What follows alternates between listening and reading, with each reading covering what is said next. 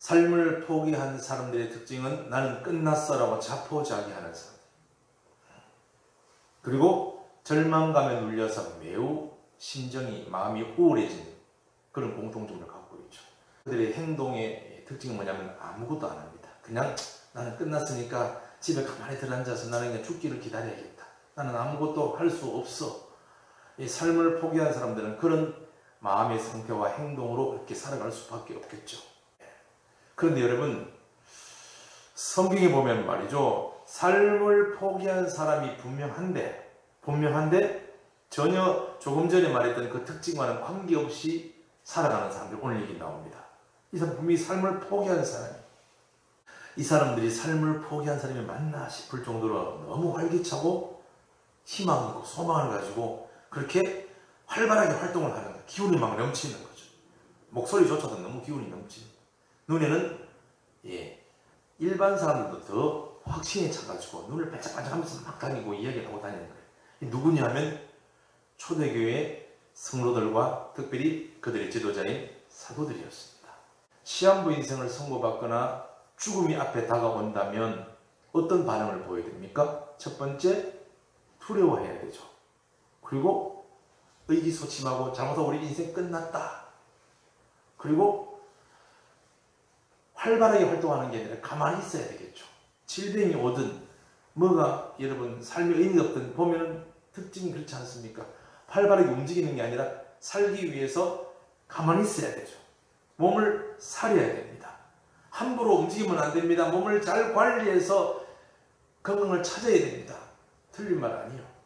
일반적인 처방전이고 그리고 사람들이 이야기해주는 방편들입니다. 이 사람들 앞에 지금 목숨의 위협이 지금 앞으로 시한부 몇 달 이게 아니라 지금 나가다 잡히면 바로 죽는 거예요. 왜요? 무슨 죄길래? 무슨 죄가 따른 게 아니에요. 그냥 예수를 따랐을 뿐입니다. 그러면 예수는 도대체 무슨 죄길래? 우리가 너무나 잘 알지 않습니까? 이 땅에 온 하나님, 내가 바로 아버지가 내 안에 계시고 내가 아버지 안에 있는 나와 아버지는 하나이다. 그래서 나를 본 자는 이미 신 하나님을 목격한 사람이다. 나를 보고도 내가 누군지를 모르겠느냐. 내가 바로 메시아고 구원자이며 그리스도이고 하나님이다. 성자 하나님이다라고 자기를 신격화시키며 주장하고 다니는, 그래서 많은 사람을 혹세무민하고 정신 못 차리게 만들어서 엉뚱한 길로 끌고 가는 그들의 눈에는 이단자로 보이는 거야. 그래서 그 예수 결국은 잡혀서 사형장 이슬로 사라졌습니다. 이랬을 때 여러분, 자기 따르던 그 스승이 어느 날 한순간에 형장의 이슬로 비참하게 너무나 조롱당하며 비참하게 죽어가는 걸 보면서 이 사람들에게 두려움의 공포가 확 밀어갔어요. 그리고 싹 도망가서 지금 집에 숨어있는 그런 상황입니다.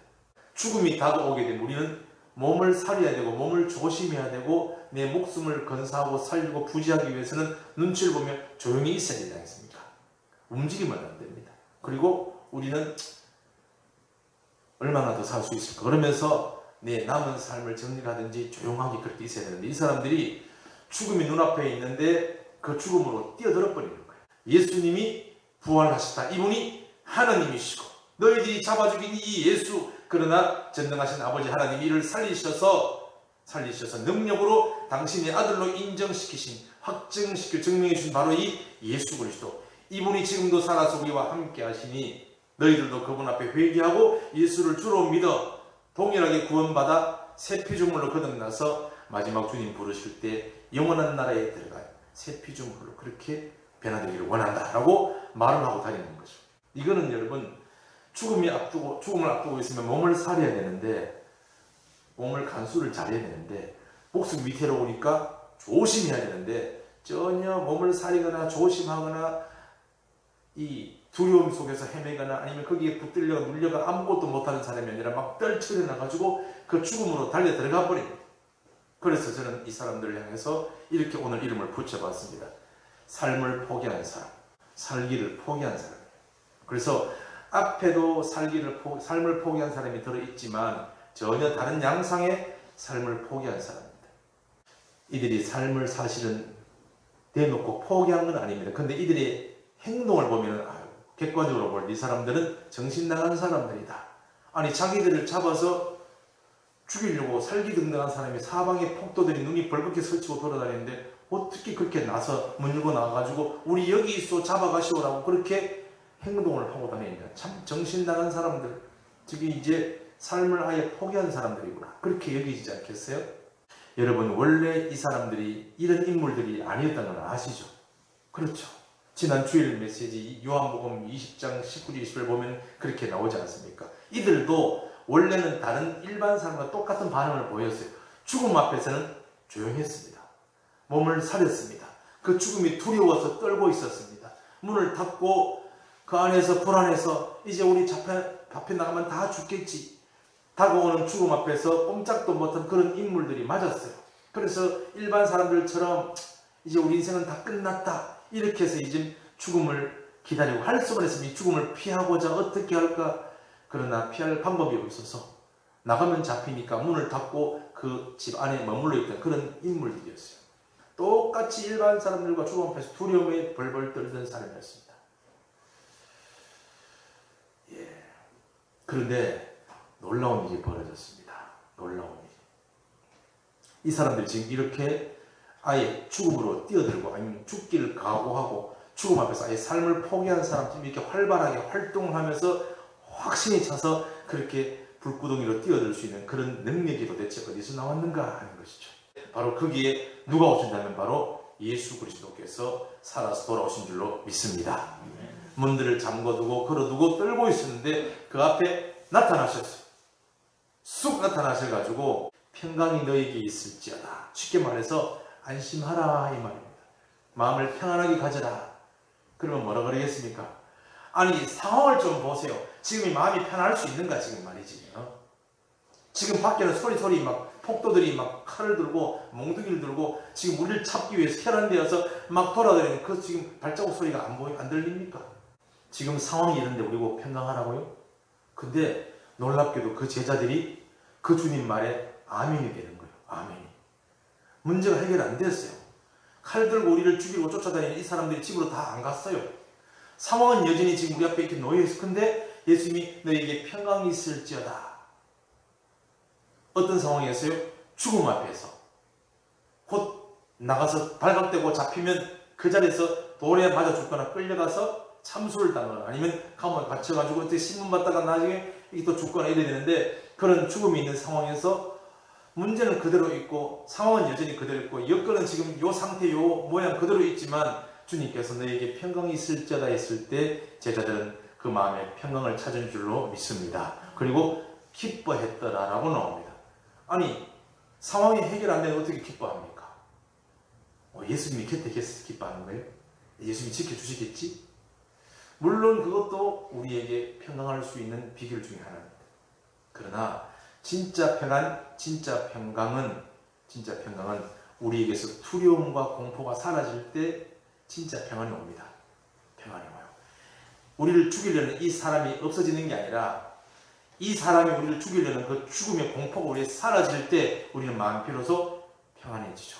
이 땅의 모든 문제들은 무슨 문제입니까? 모든 문제들은 살고 죽는 문제입니다. 돈 없으면 굶어 죽죠. 그렇죠. 병들면 우리가 돌아갈 수밖에 없죠. 그래서 모두 우리는 살기 위해서 죽음에 대한 두려움에 잡히지 않기 위해서 날마다 그렇게 아동바동 살아가지 않습니까? 인간의 모든 문제가, 수많은 문제를 다 끌어모아가 사도로 싸우면 최고 꼭대기에 있는 그 문제가 뭐예요? 매일 죽음입니다. 죽음. 죽음이 해결되면 밑에 있는 여러 가지 문제들도 해결될 수 있어요. 지금 제자들 앞에 제일 큰 문제입니다. 뭐 좀 아프고 돈 없고 자식 속 썩이고 사업 안 되고 밑으로고 이런 게 아니라 지금 죽음이 앞에 죽음이 칼이 지금 돌을 판입니다. 그 죽음 앞에 있을 때 어떻게 평강을 찾게 됐느냐? 부활하신 예수를 목격한 줄로 믿습니다. 그분을 만난 줄로 믿습니다. 다시 죽음에서 살아 돌아오셔서 죽음을 끝내버리고 죽음을 이기시고 사망 권세를 눌러버리고 그래서 다시 살아 돌아오셔서 우리 앞에 나타나신 예수, 그분을 만난 것이죠. 그 예수님의 부활을 통해서 눈이 열려버렸어요.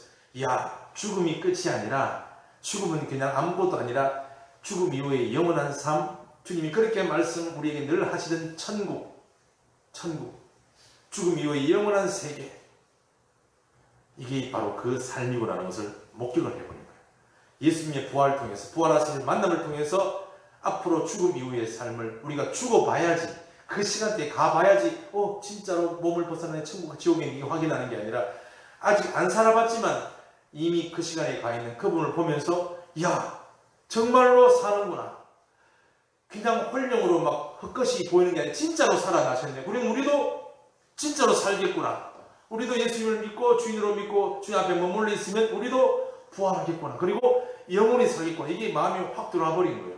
확 들어와 보니까 이 땅에서의 뭐가 사라졌어요? 세상이 사라지고, 그로부터 오는 염려, 근심과 불안, 이 땅에서 내 생명 안 끝나기 위해서 몸부림치는 죽음이 두려워서 몸부림치는 이것이 내 안에서 사라져버린 거예요. 제가 지난주에는 세상이 사라지면 욕심이 덩달아 사라진다고 말씀했지만, 더 큰 문제가 있습니다. 죽음의 문제, 죽음의 문제. 주님의 부활을 목격하면 여러분, 영원히 사는 것에 대한 천국이 내 안에 들어와 버리면 죽음이 사라져요. 그래서 여러분, 두려움과 공포가 내 안에서 자취를 감추고 평강이 찾아오고, 그리고 기쁨이 넘치는 거죠. 그리고는 이 죽음으로 걸어 들어가는 놀라운 일이 벌어지는 거죠. 순교자는 이렇게 해야 나옵니다. 우리나라 양화진, 서울 양화진 가면 여러분 절두산이라는 그런 기념관이 있어. 가보면 요 옆에 가면 또 있죠. 누굽니까? 주기철 목사님 순교 기념관 그런 게 있지 않습니까? 가보시면 압니다. 참 바보 같다. 그냥 부인하면 되지. 근데 삶을 포기해버린 거예요. 왜 포기한가? 더 큰 걸 보면은 작은 거는 포기한다고 그랬어요. 영혼을 바꾸리고 영혼을 목격하고 영혼을 붙들게 되면, 영혼이 안에 들어와 버리면 내 마음속에 작은 것들은 사라진다고. 주일 메시지는 욕심이 사라진다지만 이제는 이 땅의 삶이 우리에서 사라지는 거예요. 사는 게 별거 아니구나. 마지막 죽음이 우리 앞에 있다 할지라도 이렇게 제자들처럼 활발하게 활기차게 마지막까지 할 일을 다 하고, 내일 종말이 오고 내일 목이 칼에 들어온다 할지라도 오늘 내 맡은 사명 잘 감당하다가 주님 앞에 갈 수 있는 우리 모두가 되기를 간절히 축복합니다. 우리 마음속에 세상이 사라져야 됩니다. 세상에 대한 집착이 사라져야 됩니다. 그러려면 영원한 하나님의 나라가 예수의 부활을 통해서 선명해져야 됩니다. 예수의 부활을 통해서 죽음 이후의 삶, 영원한 세계 천국을 봐버렸어요. 봐버리고 목격해버리니까 우리 속에서 죽음에 대한 공포가 사라진 거죠. 예수님의 부활은 우리에게 그 큰 능력이 있습니다. 주님께서 부활하셔서 첫 샘플로 우리에게 표본으로 보여주신 것이 얼마나 감사한지 몰라요. 부활의 친절매가 되셔서 너희도 영원히 이처럼 부활하게 될 것이다. 부활하여 영원히 살게 될 것이다. 그게 바로 영생이다. 이제 여러분, 그 하나님의 나라가 예수의 부활이 실제구나, 이게 사실이구나, 그러면 나도 영원히 부활해서 영원히 살겠구나, 이게 실제가 되어버리면 이 땅에서 우리가 놓을 수 있습니다. 욕심 좀 버린 정도가 아니요, 삶을 놓아버립니다. 바로 이 사람들이 삶을 놓아버리고 포기한 사람들이에요. 너희들 죽는다, 죽을지도 모른다 경고하고 협박하도 우리는 뭐라 그럽니까? 우리는 보고 들은 것을 말하지 않을 수 없습니다. 예수님은 부활하셨습니다. 그분이 하나님이시고 영원한 나라에 들어가는 통로요 입구입니다. 당신들도 예수 이외에는 길이 없으니 예수를 믿으십시오. 그분은 우리의 하나님이고 주인이십니다라고 선포를 하고 다녔다는 것이죠. 예수의 부활이 우리가 얼마나 큰 기쁨과 소망을 주는지요. 작년 크리스마스 때 TV에 아마 부활이라는 그런 다큐멘터리 나갔을 겁니다. 근데 그걸 더 세밀하게 해서 영화로 만들었더라고요. 거기에 나오는 자매가 하나 있습니다. 영화에 나오는 천정은 자매라고 제가 예전에 한번 보여주셨죠. 천정은 자매, 암은 하나님의 선물이었다라고 하는 자매입니다. 그 영화에 출연합니다.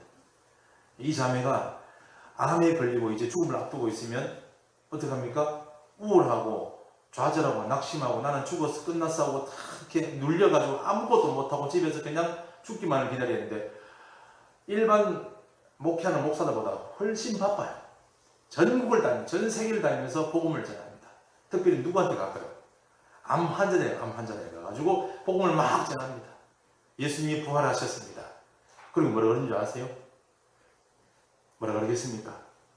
조금만 참으세요. 천국이 앞에 있습니다. 이렇게 얘기합니다. 살 거면 이렇게 얘기하는 게 아니라 조금만 참으세요. 천국이 지금 앞에 있습니다. 그러면 우리가 말하면 웃기긴 하지만 동일하게 암 85차까지 항암 치료받은 이 자매가 그렇게 말하면 이게 여러분 권위가 능력이 있는 거예요. 조금만 기다리세요. 천국이 바로 코앞입니다.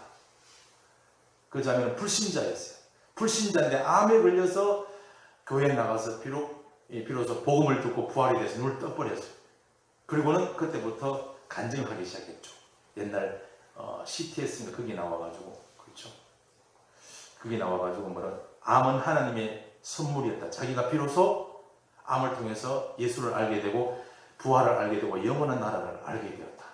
그러면 기쁨이 넘쳐가지고 막 사니까, 그때 벌써 오래전인데 지금까지 살아서 얼마나 활발하게 활동을 하고 지금 책도 쓰고 영화도 나오고, 여러분 얼마나 활발하게 움직이는지 몰라요. 우리가 볼 때 저 사람은 정신이 나갔단 말이지. 암이 85차까지 항암 치료받은 사람 집에 앉아가지고 몸을 조심해야지. 어떻게 저렇게 막 다니나? 막 다닙니다. 막 다녀요. 제가 기회가 되면 저희 교회도 한번 초청했으면 좋겠다 그런 마음이 들어요. 저하고 SNS에 이제 친구라 가지고 댓글 달고 하는데, 그래도 본인이 인간이기 때문에 통증이 올 때는 마음이 힘들어요. 통증이 오면 못 일어나고. 근데 통증에서 아파서 힘들기도 하겠지만, 이러면 내일 약속된 사람한테 못 가는데 이게 염려예요. 이게 염려. 죽을까 싶어 염려가 아니라